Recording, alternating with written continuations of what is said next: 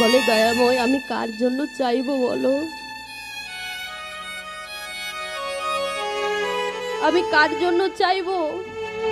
এই জগতে আমার বলতে কে আছে? আমার বলতে এই জগৎ মাঝে কেউ নেই, শুধুমাত্র তুমি বিনা এই সংসারে আমার বলতে আর কেউ নেই। ওগো দয়াময়